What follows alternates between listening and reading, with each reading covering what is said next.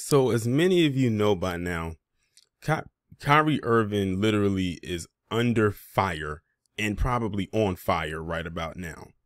But what got me out of all of this ridiculousness surrounding him was this so-called checklist that he would be required to do in order to return to the NBA.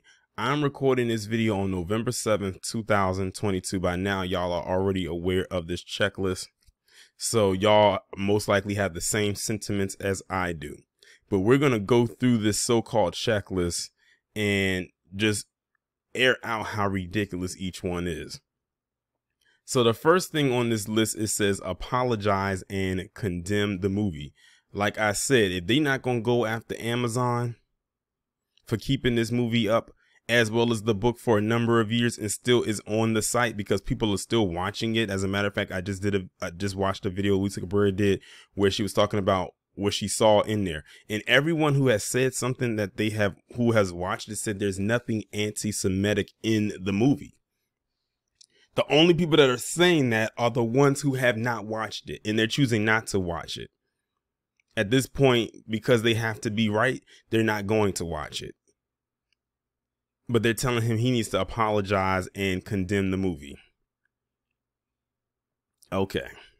The second one says $500,000 donation to anti-hate causes. First of all, when he gave them $500,000, they gave it back. I was like, okay, fine. I'm putting this $500K back into my pocket, back into my bank account. Now they want $500,000 to anti-hate causes. Now, keep in mind, it says anti-hate causes. It didn't say which ones. I'm a piggyback off of something Tariq said.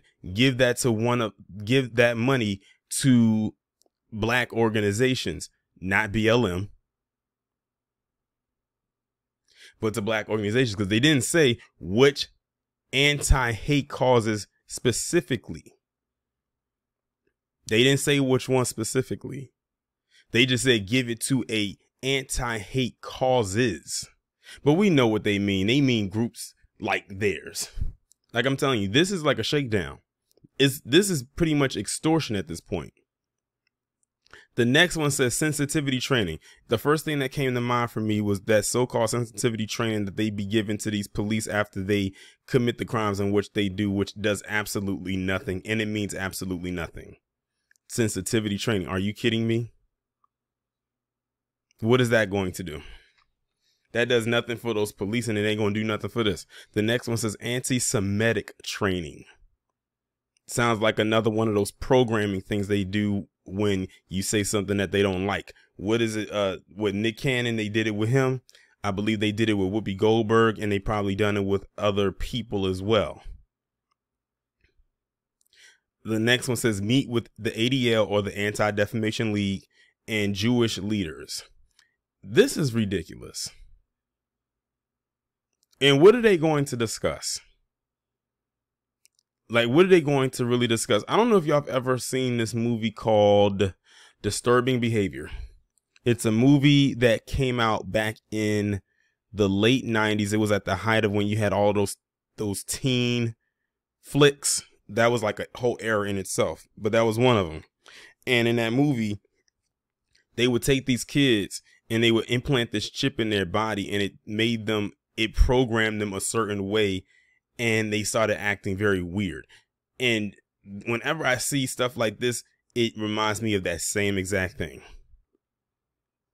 The last one says meet with Joe Tsai to demonstrate understanding. Why? Joe Tsai is an Asian man. He's not even Jewish. And he been exposed with his company Alibaba and what they were doing. So why would he go and meet with them? That it makes no sense. None of it makes any sense. Like I said, I'm making this video as short as possible because I don't want to do a whole breakdown about this whole thing, because it's really nothing to break down. It's really simple. Kyrie, if he decides to retire, because there was a rumor saying he retired, but nothing official. If Kyrie chooses to retire, hit the rest of his money, get out of the NBA while he can, and go invest that into something more constructive so he can continue to make more money, because this is out of hand. You know, Nike ended up dropping him and suspending their partnership with him weeks ahead of his new shoe being released. The shoe was probably already done. It was just only had to be put out there for public consumption. And that's not happening now. I don't know who he would have to link up with, but work with some people that will want to work with him, or come to the grassroots, because black people going to have his back. Like, black people, like, literally really, really have his back. And I think that's another thing that's scaring them folks too,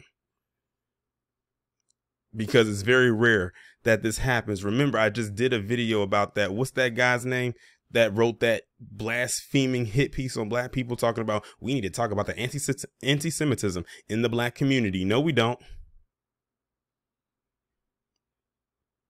That's what you feel. If you want to really talk about something, let's talk about the anti-black hate that comes from them folks, and has for quite some time. When is the last time they've ever done a shakedown like this of another person of any other group? This is literally a digital public lynching that they're doing, and they see nothing wrong with that. They see absolutely nothing wrong with it. But yeah, like I said, if I was Kyrie Irving, I would find a way to get out of this situation as fast as I can. I don't care if I don't know if I have to use up the rest of my contract and get out, but I'll do what I have to do. Because right now, currently, at the time when we recording this video, he's suspended without pay for 5 games. Where else is this happening? Who else is this happening to besides the obvious? They can miss, like I said, in my initial tweet of this, they can miss me with this checklist. And I'm sure Kyrie Irving feels the same exact way.